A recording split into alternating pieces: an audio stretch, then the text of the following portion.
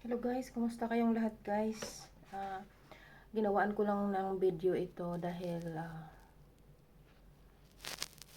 parating ko lang sa kasi baka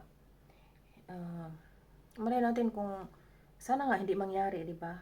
Sana nga hindi mangyari, pero ipaparating ko lang guys yung sinasabi ng ating ating kaibigang kaibigang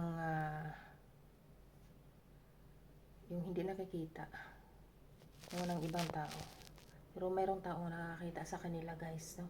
Sa mga hindi naniniwala, ayun, basta ipaparating ko lang, ginawan ko ng video ito para naman, sa mga naniniwala lang para alam naman nila, tsaka makapag-ready naman sila sa mga mangyayari.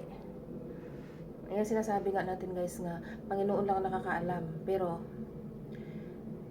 at least alam natin yung kung halimbawa man lang kung mangyayari man. So thanks God na lang hindi mapigilan niya lahat yung yung mga mangyayari nga hindi ka nais-nais dito sa mundo natin, dito sa Pilipinas, no?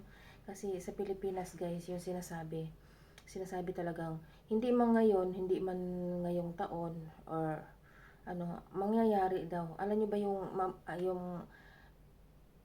yung guys nga mangyayari noon, yung unang panahon, parang babalik daw yon sa mga ngayon daw, nga susunod nga, di rin natin alam masasabi kung ano yung date niya o kaya anong year, no? So at least yung uh, na-share natin guys, na-share natin yung nalaman natin, no? Ang mangyayari daw dito sa Pilipinas guys ay yung sobrang daw, yung mas malala pa daw sa dinubyo. Salamat Lord, hindi naman mangyari sa ganun. Dahil sa ating politika guys, dahil sa ating politika, yan din ang sinasabi ni, marami nakakita ang ganyan, yung mga astrodo, mo yun, yung mga sila, yung magaling silang manghula guys, yung mga yun. Yun din ang mga sinasabi nila, no? So, itong kaibigan naman din natin, yun din ang nakikita niya guys, yun din ang nakikita niya, hindi yung tao, pero yun din ang nakikita niya talaga. So yun, sabi niya, kawawa daw guys yung mga kawawa daw talaga ang mga uh, civilian, kasi ang mga ligtas daw yung mga mayayaman, yung may mga sasakyan, kasi syempre madali silang lilipad sa ibang bansa guys, no? Yung maraming pera, pero parang pinapahamak nila yung bansa natin, pero kawawa tayong mga civilian nga maiiwan, kasi talagang tayo ang apektado diyan sa sa Pilipinas guys. Yun ang sinasabi ng ating kaibigan, no? So sana naman hindi naman mangyari ganun. Sana hipuin ni Lord yung puso nila nga hindi mangyayari, hindi sila aatake basta-basta sa Pilipinas guys, no?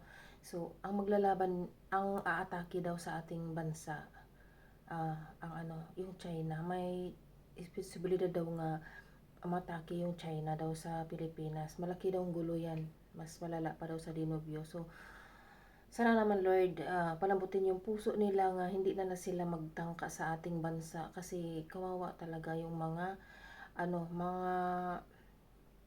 kawawa talaga guys yung mga madadamay guys, no?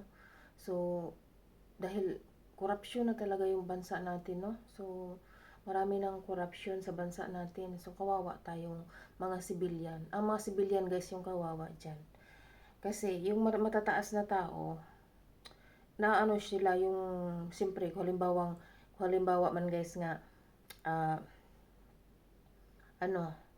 yung atakihin yung bansa natin na China, ganun. Kasi yun talaga daw ang nila, sabi ng kaibigan natin, naghahanda yung China para umatake. Sana naman Lord, wag, no? Pinaghandaan daw talaga. Paano yung mga Pilipino? Kaunti lang yung mga sundalo dito, no? So sana naman Lord, ay pagpray lang natin nga hipuin ni Lord yung puso nila, nga hindi na itutuloy nila yung mga balak nila, ganon. Kawawa talaga yung mga civilian, pero swerte yung guys, yung mga matataas na tao, kasi siyempre may masasakyan sila, makalipad sila sa ibang bansa, di ba? So makaiwas sila sa gulo.